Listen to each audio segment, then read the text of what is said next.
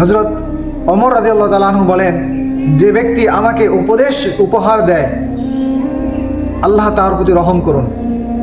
হযরত ওমর রাদিয়াল্লাহু তাআলা আনহুর মতো একজন ব্যক্তি যদি এরকম কথা বলতে পারে যে আমাকে উপদেশ দেয়, সে আমার উপকার করলো, সে আমাকে উপঢৌকন দিল এবং তিনি এই কারণে তার জন্য দোয়া করলেন আল্লাহর কাছে যে আল্লাহ তার উপর আপনি রহম করুন, তাহলে উপদেশ যখন আমাদেরকে কেউ দিবে তখন তাকে শত্রু না ভেবে বন্ধু ভাবতে হবে এবং উপদেশটাকে উপকার হিসেবে গ্রহণ করতে হবে, তাহলে অন্তর থেকে কষ্ট দূর হয়ে যাবে। আসসালামু আলাইকুম ওয়া রাহমাতুল্লাহি ওয়া বারাকাতুহু।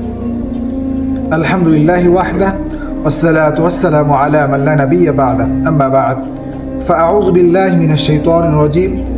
বিসমিল্লাহির রাহমানির রাহিম। উদউ ইলা সাবিলি রাব্বিকা বিল হিকমাতি ওয়াল মাউইযাতিল হাসানাহ। وقال النبي صلى الله عليه وسلم: الدين النصيحة. وقال عليه الصلاة والسلام في حديث أخرى: لا يدخل الجنة من كان في قلبه كبر مثقال ذرة، أو كما قال عليه الصلاة والسلام. সম্মানিত উপস্থিতি, মানুষ ভুল করবে এটাই স্বাভাবিক, কিন্তু কোনো মানুষ যখন অন্য কোনো ব্যক্তিকে ভুল ধরায়া দেয়, উপদেশ দেয়, যাকে ভুল ধরায় দেওয়া হয় সে অনেক সময় কষ্ট পেয়ে থাকে। অথচ ইসলামে উপদেশ দেওয়া ও গ্রহণ করা উভয়টি ইবাদত। তাই আমাদের জানতে হবে কিভাবে মানুষকে উপদেশ দিলে সে মনে কষ্ট পাবে না, বা কিভাবে নসিহত গ্রহণ করলে মন কষ্ট পাবে না। আসুন আমরা এই বিষয় নিয়ে আলোচনা করি ইনশাআল্লাহ। আমরা পয়েন্ট ভিত্তিক আলোচনা করি। আমাদের 1 নম্বর পয়েন্টে রয়েছে যে নসিহত ইসলামের একটি গুরুত্বপূর্ণ অংশ। এই ব্যাপারে রাসূল সাল্লাল্লাহু আলাইহি সাল্লাম বলেছেন, আদ-দীনুন নসিহা। দিন হলো নসিহত, দিন হলো নসিহত, উপদেশ। অতএব উপদেশ দেওয়া এটা খারাপ কোনো কাজ না, বরং উপদেশ দেওয়া এটা দিনের একটি অংশ। এরপর আসুন আমরা কিভাবে উপদেশ দিব বা কিভাবে ভুল ধরায়া দিব, এই ব্যাপারে আল্লাহ রাব্বুল আলামিন পবিত্র কালামের মধ্যে ইরশাদ করেন, উদউ ইলা সাবিলি রাব্বিকা বিল হিকমাতি ওয়াল মাউইযাতিল হাসানাহ। আল্লাহ রাব্বুল আলামিন বলেন যে তুমি তোমার রবের দিকে আহ্বান করো, রবের পথে আহ্বান করো, বিল হিকমা, হিকমতের সাথে, কৌশল করে, এবং ওয়াল মাউইযাতিল হাসানাহ, এবং উত্তম উপদেশের মাধ্যমে। তো অতএব আমাদেরকে মানুষকে উপদেশ দিতে হবে।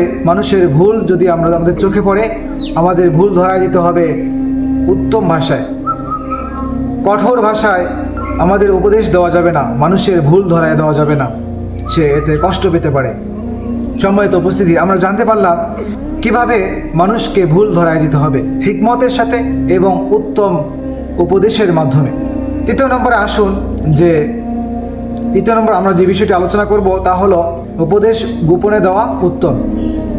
এই ব্যাপারে আল্লাহ রাসূল সাল্লাল্লাহু আলাইহি সাল্লাম বলেছেন, যে ব্যক্তি তার ভাইকে গোপনে উপদেশ দেয় সে তার সুন্দর করলো, আর যে ব্যক্তি প্রকাশ্যে উপদেশ দেয় সে তাকে অপমান করলো। তাহলে আমরা জানতে পারলাম উপদেশ দিতে হবে গোপনে, প্রকাশ্যে নয়। কেননা গোপনে উপদেশ দিলে সে মনে কষ্ট পাবে না, আর যদি প্রকাশ্যে উপদেশ দেওয়া হয় তাহলে সে মনে কষ্ট পেতে পারে। এবং চতুর্থ নম্বর যে বিষয়টি, উপদেশ গ্রহণ করাকালে মনে কষ্ট না নেওয়ার মানসিকতা এবং থাকতে হবে। হযরত ওমর রাদিয়াল্লাহু তাআলা আনহু বলেন, যে ব্যক্তি আমাকে উপদেশ উপহার দেয় আল্লাহ তার প্রতি রহম করুন।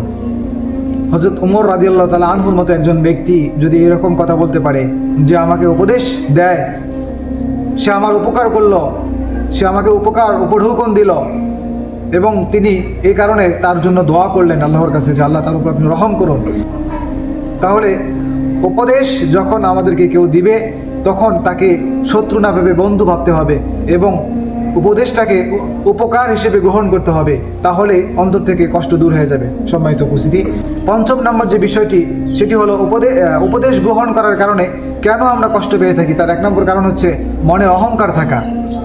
অনেক সময় অহংকার থাকার কারণে এই উপদেশ যখন আমরা গ্রহণ করি, উপদেশ আমাদেরকে যখন কোনো ব্যক্তি দেয় বা ভুল যখন আমাদের কোনো ব্যক্তি ধরায়া দেয়, তখন আমরা মনে কষ্ট পেয়ে থাকি। এই জন্য আল্লাহ রাসূল সাল্লাল্লাহু আলাইহি ওয়াসাল্লাম বলেছেন যে লা ইয়াদখুলুল জান্নাতা মান কানা ফি কলবিহি কিবরুন মিসকাল যাররাতিন, যে ব্যক্তির অন্তরে যাররা পরিমাণ অহংকার থাকবে সে জান্নাতে প্রবেশ করবে না। তো আমাদেরকে অহংকার মুক্ত হতে হবে। আমাদের অন্তর অহংকার মুক্ত থাকলেই আমরা যখন কোনো ব্যক্তির থেকে উপদেশ পাবো বা আমাদের যখন কোনো ব্যক্তি ভুল ধরায় দিবে তখন আর আমাদের মনে কষ্ট লাগবে না। সম্মানিত উপস্থিতি, তা আসুন আমরা অন্তর থেকে অহংকার ঝেড়ে ফেলি এবং যখন মানুষকে কোনো সময় উপদেশ দিব বা ভুল ধরায় দিব তখন উত্তমভাবে উপদেশ দেই, হিকমতের সাথে দেই, গোপনে দেই এবং উত্তম ভাষায় দেই, যেন সে ভাই কষ্ট না পায়। এবং আমরা যখন উপদেশ গ্রহণ করব তখন এই মানসিকতা রাখবো যে সে আমার উপকারই করলো, সে আমার শত্রু না, সে আমার বন্ধু।